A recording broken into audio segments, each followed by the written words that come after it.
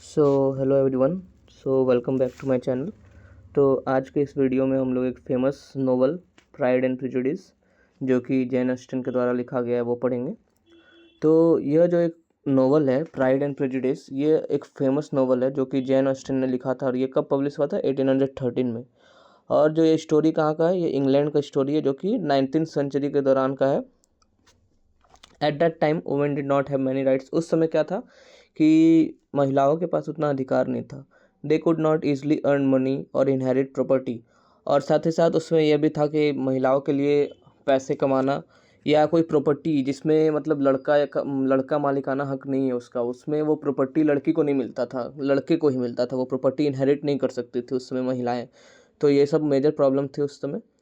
Because of this marriage was very important for women safety and future. और ये सब में मैरिज जो है एक बहुत ही महत्वपूर्ण चीज़ हो जाता था। किस लिए?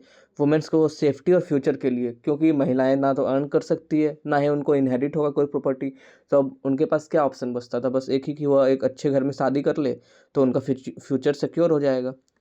The novel mainly talks about love, marriage, social class, pride and misunderstanding. यह जो नोवेल है ये मेनली किसके बारे में बताता है? लव के बारे में, मैरिज के बारे में, सोशल क्लास, प्राइड और misunderstanding. It shows how people sometimes जज others too quickly and how pride can create distance between people. और यह दिखाता है कि कैसे कभी कभार पीपल जो है एक दूसरे को बहुत जल्दी क्विकली जज कर लेते हैं। हम में से भी बहुत लोग होते हैं जो कभी कभार जब नए लोगों से मिलते हैं तो उनके बारे में उनका मतलब कि उनके बारे में बिना जाने सुने ही हम लोग के मन में एक विचारधारा बन जाता कि वो आदमी बहुत घमंडी टाइप का होगा या ऐसा टाइप का, मतलब एक प्रिजुडाइज बन जाता है। पहले से ही हम लोग एज्यूम कर लेते हैं वो कि वो ऐसा ही टाइप का इंसान होगा, जबकि ऐसे रियली में होता नहीं है। तो यही इस नोवेल में बताया गया है। The two main characters are Elizabeth Bennet and mister Darcy. और इसके जो दो मुख्य जो पात्र हैं वो एलिजाबेथ बेनेट है और मिस्टर डार्सी है। Through their relationship Jane Austen teaches us about self realisation, growth and true love. और उनके रिलेशनशिप के द्वारा जेन ऑस्टन जो ऑथर है वो क्या बता रही है, हम लोग को सिखा रही है कि about self realisation, growth and true love. तो हम लोग जानेंगे, यहाँ से शुरू करते हैं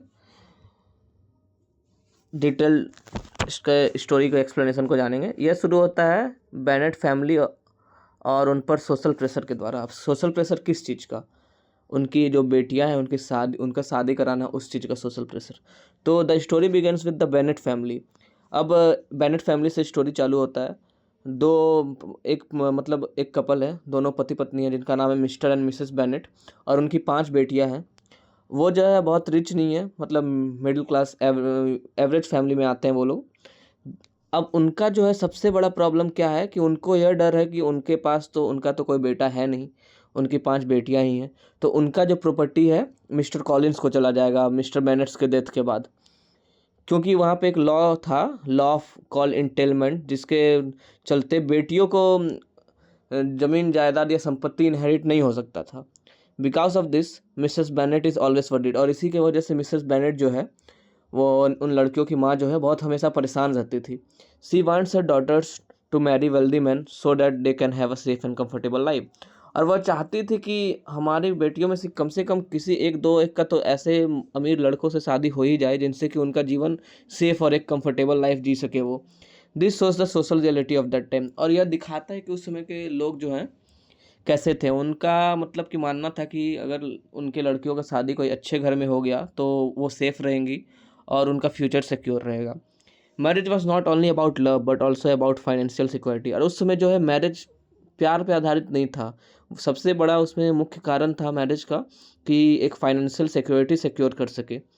mister Bennet on the other hand is calm and intelligent but does not take family responsibilities seriously. और उनकी माँ जो एक तरफ बहुत परेशान रहती थी, उन 5 बेटियों की माँ, और दूसरी तरफ उनका बाप है मिस्टर बेनेट जो कि मतलब काम है, शांत रहता है, इंटेलिजेंट भी है। और वह फैमिली का रिस्पॉन्सिबिलिटी नहीं लेना चाहता, वो उतना सीरियसली नहीं लेता। जब भी उसकी माँ मतलब जब भी उनकी पत्नी ये सब अपनी बेटियों के बारे में बोलती है कि उनका शादी कराना होगा वरना आगे कैसे होगा, फ्यूचर सिक्योर कैसे होगा, तो वो हंस के टाल देते थे, मजाक उड़ा के टाल देते थे इन सब बातों को। अब आगे चलते हैं।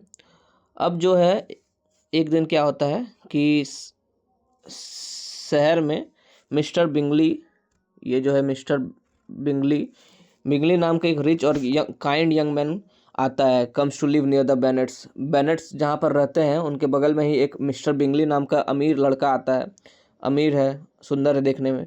Mrs Bennett becomes very excited, और ये जानकर जो है मिसेस बेनेट जो है बहुत एक्साइटेड हो जाती है। क्यों हो जाती है? क्योंकि अब उनको लगता है कि अब मेरे पास मौका है, एक ना एक बेटी की तो शादी वो कर ही देगी। One of her daughters will marry, और वह चाहती है कि उनसे मतलब उनकी एक ना एक बेटी का तो शादी इस मिस्टर बिंगले से तो हो ही जाएगा। अब एक पार्टी होता है मिस्टर बिंगले के यहाँ, तो वहाँ पर सारी बेटियाँ जाती हैं वहाँ। तो क्या होता है कि जो एल्डेस्ट डॉटर रहती है जिनका नाम जेन है, वह जो है सुंदर है, ब्यूटीफुल है, जेंटल एंड काइंड है। अब वहाँ पर बिंगले जो है एक दूसरे का नज़र एक दूसरे के ऊपर पड़ता है, बिंगले और जेन का, तो दोनों एक दूसरे को पसंद कर लेते हैं।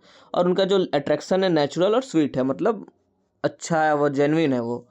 Bingley brings his friend mister Darcy to the party. अब जो मिस्टर डार्सी है, जो कि एलिजाबेथ बेनेट का जिनसे शादी होता है आगे चल के, उनका यहाँ पर एंट्री होता है। अब जो वो है डार्सी जो है वह इसका मिस्टर बिंगले का दोस्त है। Darcy is also very rich but appears proud and reserved. Darcy भी जो क्या है बहुत अमीर है, लेकिन वह थोड़ा घमंडी टाइप का लगता है, थोड़ा मतलब अपने आप को ज़्यादा समझने वाला इंसान टाइप लगता है। और मेन चीज़ क्या होता है यहाँ पर कि जो बिंगले जो है उसे डार्सी से कहता है कि वहाँ एलिजाबेथ के साथ डांस कर ले, लेकिन वह बिंगले जो है वह यह करके टाल देता है कि जो सी इज़ नॉट हैंडसम इनफ, कि एलिजाबेथ जो है वो मेरे टाइप की नहीं है, वो थोड़ी मतलब कि रूरल टाइप की है, उतना क्लास नहीं है उनका, तो ये कर बोल के टाल देते, जिससे भी एलिजाबेथ फील्स वेरी इंसल्टेड। इसके चलते जो है एलिजाबेथ का बहुत बेइज्जती होता है। उन यस एलिजाबेथ उनको डार्सी और ये मिस्टर बिंगले के बीच जो बात होता है उसको सुन लेती है, तो यह सुन के एलिजाबेथ को बहुत इंसल्ट होता है। और उसी समय से जो है this moment creates prejudice in Elizabeth's mind, और इसी समय से एक अवधारणा बन जाता है एलिजाबेथ के माइंड में कि जो है डार्सी बहुत ही अभिमानी टाइप का इंसान है, अच्छा इंसान नहीं है। She begins to dislike Darcy without really knowing him, और यहीं से चालू हो जाता है कि जो वो है डार्सी को नफरत करना चालू कर देती है, बिना उसे जाने सुने, बस थोड़ा कुछ सुन के मतलब एक अपने मन में एक अवधारणा बना लेती है कि जो डार्सी जो है बहुत ही प्राउड अपने आप में, मीन्स घमंडी टाइप का है और एरोगेंट है। तो this is where the main conflict of the novel begins, और यहीं पे जो है main conflict of the novel चालू होता है और मिसअंडरस्टैंडिंग्स बढ़ते जाता है। तो चलिए आगे चलते हैं। अब जैसे जैसे स्टोरी कंटिन्यू होता है तो जेन और बिंगले क्लोजर आने लगते हैं, जेन और बिंगले जो है एक दूसरे के क्लोज आने लगते हैं। However Darcy believes Jane does not truly love Bingley because she hides her emotions. लेकिन डार्सी को ऐसा लगता है, मीन्स डार्सी जो कि बिंगले का दोस्त है, उसको ऐसा लगता है कि वो जेन जो उससे सचमुच का प्यार नहीं करती है, क्योंकि वो इमोशंस छुपाती है। वो ना ही उतना जाहिर करती है, ना ही मतलब कि मीन्स बीच बीच में है टाइप की है वो जेन, ज़्यादा वो शो नहीं कर पाती अपने इमोशंस को। So Darcy advises Bingley to leave, और डार्सी क्या बताती है बिंगले को कि तुम्हें छोड़ देना चाहिए उसे। तो बिंगले क्या होता है, Bingley follows his advice and goes away without explaining anything to Jane. और जो क्या होता है कि बिंगले बिना कुछ कहे सुने वो चला जाता है वो इस टाउन छोड़ के। इससे क्या होता है कि यह बात जब एलिजाबेथ को लगता है कि डार्सी ही उसे सेपरेट करवाई है उसके बहन से from Bingley, she thinks Darcy selfish and cruel, और उसको लगता है कि डार्सी जो है बहुत क्रूएल और सेल्फिश है। At the time same time a man named mister, अब यहाँ पर जो है एक मिस्टर विक्रम नाम का बंदे का एंट्री होता है। He is charming and friendly, वह जो है सुंदर है और फ्रेंडली भी है। चार्मिंग मीन्स ऑरा है उसका, थोड़ा देखने में अच्छा है। He tells Elizabeth that Darcy treated him badly and denied him money. जो तो वो जब आता है तो एलिजाबेथ को थोड़ा उससे के प्रति अट्रैक्शन होने लगता है, मीन्स उनके प्रति झुकाव होने लगता है। तो जब इन लोग का बात होता है मिस्टर विक्रम और एलिजाबेथ का, तो जो है मिस्टर विक्रम जो है झूठ झूठ का कहानी बनाकर एलिजाबेथ को बताता है कि डार्सी जो है उसके साथ बैडली ट्रीट किया और उसका जो है उसका पैसा नहीं दिया उसको। मीन्स एक चीज़ मतलब पैसा ऐसा होता है कि उसका जो डार्सी जो है उसके मतलब फैमिली बहुत अमीर था, और उसके यहाँ जो है विक्रम का पिता काम करता था। तो बाद में जब वो उसके नाम पर कुछ पैसा रखा था, तो वो पैसा विक्रम को मतलब मिलना था, तो जबकि मिला ही भी था, लेकिन यहाँ पर जो है विक्रम झूठ बोल रहा है। आगे पता चलेगा कि क्या झूठ बोल रहा है। मिस्टर विक्रम झूठ झूठ का बोलकर उसके मिसअंडरस्टैंडिंग्स को और बढ़ा देता है। एलिजाबेथ अब तो एक ही पक्ष का सुन रही है, डार्सी का, मीन्स विक्रम का, सॉरी, विक्रम का सुन रही है, और उसको लगता है कि डार्सी सच में बहुत खराब इंसान है। और एलिजाबेथ क्या है, विक्रम को पूरी तरह से विश्वास कर लेती है विदाउट क्वेश्चनिंग, कि बिना कुछ बोले सुने, बिना कुछ क्वेश्चन किए वो पूरी तरह से विक्रम पर विश्वास कर लेती है। Here Jane Austen shows how prejudice can blind a person. और यहाँ पे एक बहुत इंपॉर्टेंट लाइन है कि यहाँ पर जेन ऑस्टिन दिखाती है कि प्रिजुडाइस, जो कि पहले से ही किसी के बारे में कोई अवधारणा बना देना, कैसे किसी आदमी को अंधा कर देता है, और कोई भी चीज़ जो बोलता है उस पर तुरंत विश्वास कर लेता है आदमी। अब यहाँ पर Mr Collins and marriage for security वाला सीन आता है। अब Mr Collins who will inherit the Bennets property comes to visit. अब मिस्टर कॉलिंस जो है, जो कि बेनेट के प्रॉपर्टी को इनहेरिट करेगा, क्योंकि उनका कोई संतान नहीं है, मीन्स मेल चाइल्ड नहीं है, सब बेटियां ही हैं। He is fully proud and talks too much. वह थोड़ा मतलब चेमू टाइप का इंसान है, बहुत ही ज़्यादा बड़बड़ करता है एंड बहुत ज़्यादा बात करता है। He proposes marriage to Elizabeth because he thinks it is his duty. और वो जो है एलिजाबेथ को प्रपोज कर देता है शादी के लिए, क्योंकि उसको लगता है कि ये उसका कर्तव्य है, वह नहीं शादी करेगा तो कौन करेगा। एलिजाबेथ जो है उसको सीधा सीधा मना कर देती है, बिकॉज उसको जो है प्यार के लिए मैरिज करना था, ऐसे ही नहीं कि कोई घूम फिर के आए ऐसे ही बोल दे और वो उससे शादी कर ली। This shows her strong character independence. और ये दिखाता है कि वो एक स्ट्रॉन्ग कैरेक्टर वाली इंसान थी और इंडिपेंडेंस को प्रायोरिटाइज करती थी। अब बाद में चल के चार्लट ल्यूकस, जो कि एलिजाबेथ की दोस्त है, वो मिस्टर कॉलिंस से शादी कर लेती है। चार्लट जो है थोड़ी, वो उसकी दोस्त जो है प्रैक्टिकल टाइप की लड़की है।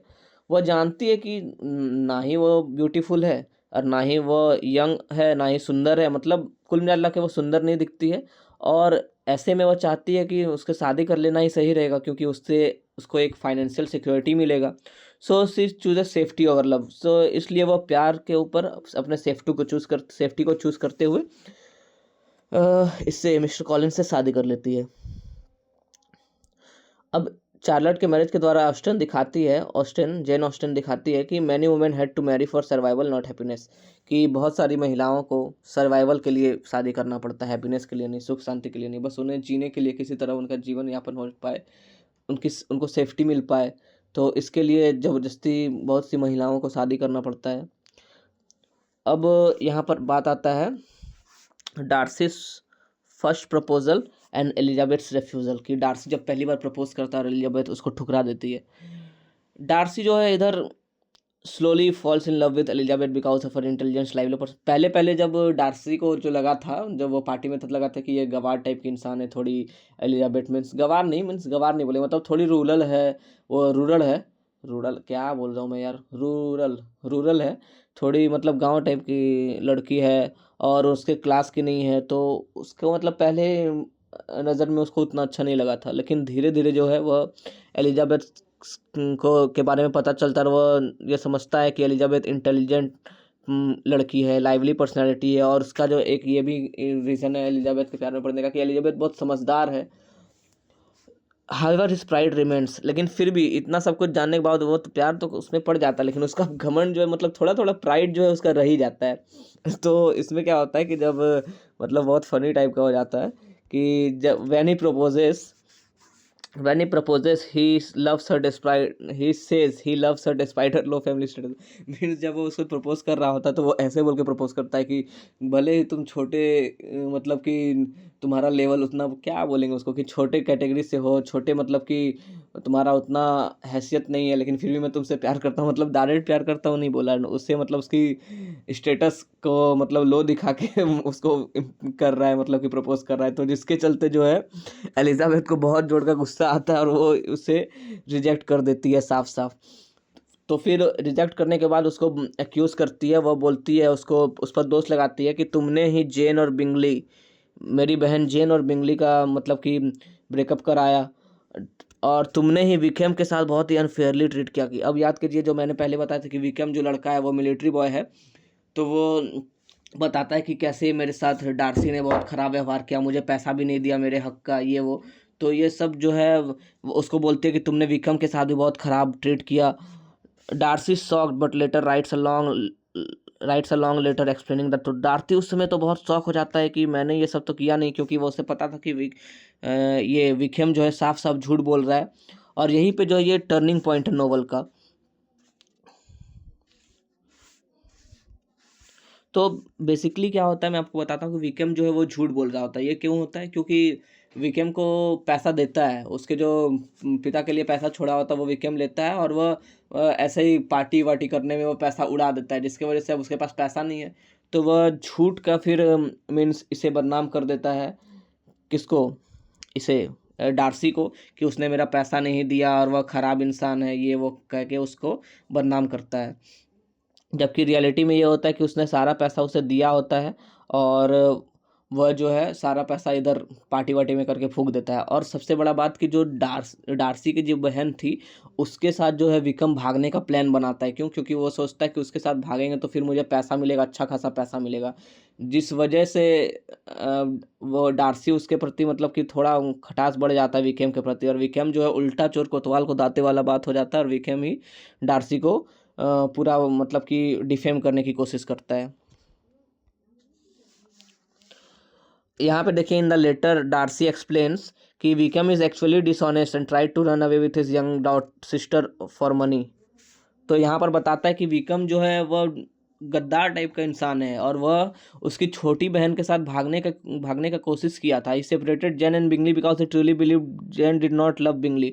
और यह भी बताता है कि वह सेपरेट बिंगली और जेन को इसलिए करा है क्योंकि उसको लगता था कि जो है जेन बहुत इंडिफरेंट है उसके प्रति, और उतना कोई फीलिंग नहीं है, मंस वो जेन उससे ट्रूली प्यार नहीं करती। तो इसके चलते उसे वो सेपरेट कराया था डार्सी, ना कि कोई नफरत के प्रति या उसे कोई घमंड किसी बात का था।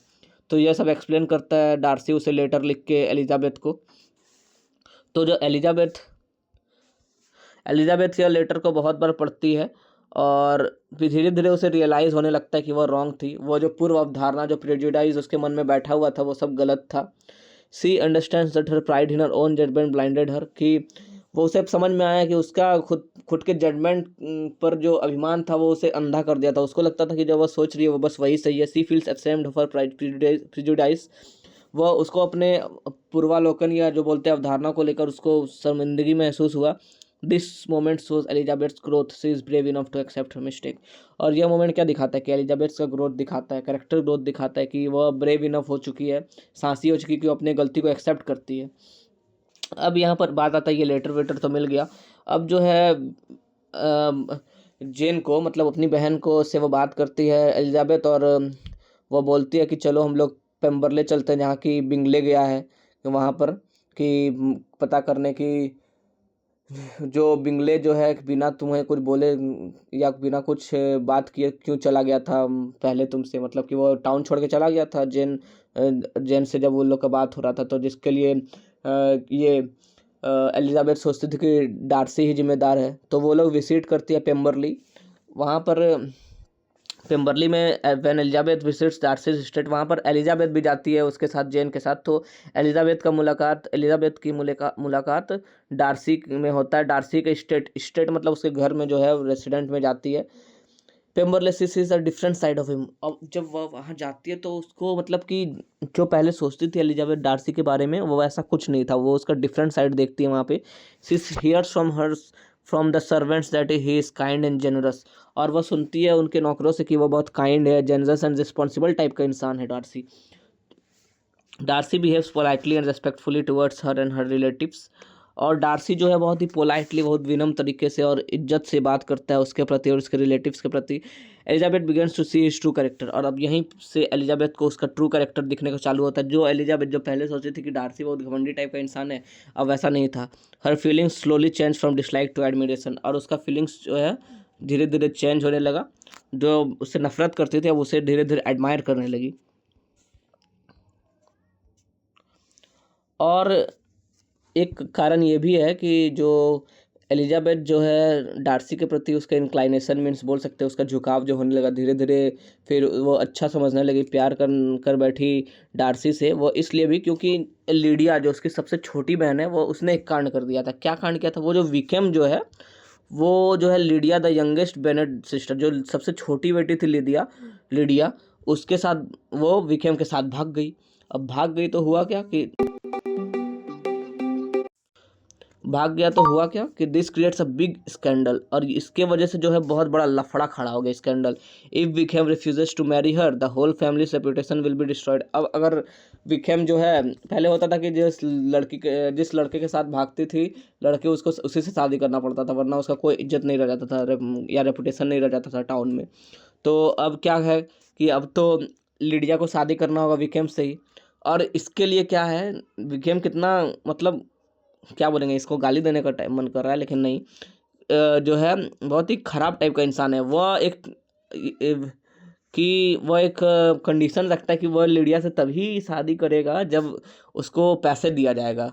एक तो लड़की भगा लिया, उसके बाद फिर उसको पैसा भी चाहिए शादी करने के लिए। वाह, this action proves Darcy's true goodness. अब क्या हुआ कि अब ये जो है, ये बात पता चला किसको, डार्सी को। तो डार्सी क्या किया, बिना उसे बताए सुने, क्या कहता है इसको, एलिजाबेथ को या किसी को, उसके घर वाले को, उसने उसको क्या बोलते हैं, विकेम को पैसे दे दिया, और उससे मतलब कि फिर उसका शादी जो है, विकेम का शादी लिडिया से हो गया। तो इसमें क्या किया, डार्सी ने ही मदद किया उसका पैसे देकर। He does not show pride here, instead he acts from love. और यहाँ पे जो है, उस समय पैसे देते समय उसने ये नहीं सोचा कि कुछ भी खराब नहीं सोचा, बस वह सोचा कि किसी का इज्जत बच जाएगा, तो उसने जो है लिडिया के शादी के लिए उसे पैसा दे दिया और रिस्पॉन्सिबली एक्ट किया। तो अब यहाँ सब सारा बात खत्म हो गया। तो इतना सारा इवेंट के चलते जो है वो एलिजाबेथ जो है, अब उसको एलिजाबेथ के मन में भी फीलिंग आने लगा डार्सी के प्रति। अब चलते हैप्पी एंडिंग की तरफ। अब जब सब कुछ सेटल हो गया, Bingley returns in marriage Jain. जो बिंगले जो है रिटर्न हुआ और किससे, जैन से शादी कर लिया। Darcy proposes again, this time humbly. अब इस बार डार्सी फिर से प्रपोज करता है, लेकिन इस बार हम्बली प्रपोज करता है। एलिजाबेथ जो है उसे एक्सेप्ट कर लेती है। Both have changed and matured, there marriage is based on respect, understanding and love. और जो है फिर ये लोग दोनों साथ में खुशी खुशी रहते हैं, और दोनों एक चेंज हो गए हैं, मैच्योर्ड हो गए हैं, और उनका मैरिज जो है रेस्पेक्ट, अंडरस्टैंडिंग एंड लव पर आधारित है। ये नहीं कि कोई पर्सनल बेनिफिट के लिए या फ्यूचर सिक्योरिटी के लिए कर रहे हैं, ऐसा कुछ नहीं है। तो अब आता कि what does the novel teach. तो नोवेल क्या सिखाता है, the novel teaches many life lessons. First, it teaches us not to जज पीपल टू क्विकली। पहले क्या सिखाता है कि सबसे पहले यह सिखाता है कि हम लोग को किसी भी इंसान को एकदम पहली ही नज़र में जज नहीं कर लेना चाहिए। हम लोग बहुत बार सोच लेते हैं कि ये वो इंसान ऐसा होगा, पहला अपीयरेंस से ही हम लोग उसको जज कर बैठते हैं, लेकिन ऐसा नहीं है। इंसान को जब तक हम लोग करीब से नहीं जाने, उसको जज नहीं करना चाहिए। Second, it teaches that pride can create distance between people. और सेकंड, दूसरा बताता है कि प्राइड जो अभिमान है, लोगों के बीच दूरियां बढ़ा सकता है। Darcy's pride made him appear arrogant. और इसी के चलते जो डार्सी का जो अभिमान था, जो घमंड था, उसको क्या एरोगेंट बना दिया किसके, एलिजाबेथ के नज़र में। Third, it teaches the importance of self improvement. Both Elizabeth and Darcy learn from their mistakes and change themself. और तीसरा यह सिखाता है कि इंपॉर्टेंस ऑफ सेल्फ इंप्रूवमेंट के बारे में सिखाता है। बाद में जो है एलिजाबेथ और डार्सी दोनों अपने आप को सुधारा, अपनी गलतियों पर काम किया, है कि नहीं। Fourth, it shows that marriage should be based on love, respect and understanding, not only money. और चौथा सबसे इंपॉर्टेंट, यह दिखाता है कि मैरिज जो कि शादी है, लव, रिस्पेक्ट एंड अंडरस्टैंडिंग पे होना चाहिए, ना कि बस पैसे के लिए। Fifth, it teachers that character is more important than wealth और सोशल स्टेटस। और पांचवा दिखाता है कि कैरेक्टर जो है ज़्यादा इंपॉर्टेंट है सोशल वेल्थ या सोशल स्टेटस या वेल्थ से। इसका कंक्लूजन है कि Pride and Prejudice is not just a love story, it is a story about growth, understanding and moral development. Elizabeth Darcy both make mistakes, but they learn from them, they control their pride and remove their prejudice. This is why they find true happiness. शुरू में जो है Elizabeth को गलत फहमी था कि Darcy बहुत ही अभिमानी टाइप का इंसान है, और डार्सी को लगता था कि अपने प्राइड, अपने ऊपर बहुत घमंड था, तो जिसके वजह से उनके बीच पहले दूरियां थी। लेकिन फिर दोनों ने अपने ऊपर काम किया, they control their pride and remove their prejudice. Darcy ने क्या किया, अपने प्राइड को, अपने घमंड को कंट्रोल किया, और एलिजाबेथ ने अपने प्रिजुडाइस जो कि है पहले से ही लोगों को जज करने वाले आदत को दूर किया, और इससे क्या हुआ है, वो दोनों एक दूसरे के करीब आए and they find true happiness. Jane Austen beautifully shows that real love एक requires patience, respect, honesty and self reflection. Jane Austen ने बहुत ही सुंदर तरीके से दिखाया कि रियल लव रिक्वायर्स पेशेंस, सब्र चाहिए, रिस्पेक्ट चाहिए, ऑनेस्टी एंड सेल्फ रिफ्लेक्शन चाहिए, तभी जो है रिलेशनशिप फल फूलता है। Because of its simple style, deep message, realistic romance still popular today. और इसी के चलते जो एक सिंपल लेकिन येट डीपली मूविंग जो ये नॉवल है, बहुत जो कुछ सिखाता है, ये आज तक फेमस है। ये जो नॉवल है जेन ऑस्टिन के द्वारा लिखा गया। तो आई होप कि यह स्टोरी आपको समझ में आया होगा, और बीच में जो मैं थोड़ा वर्ड्स में फंबल किया उसके लिए sorry. So thank you for watching.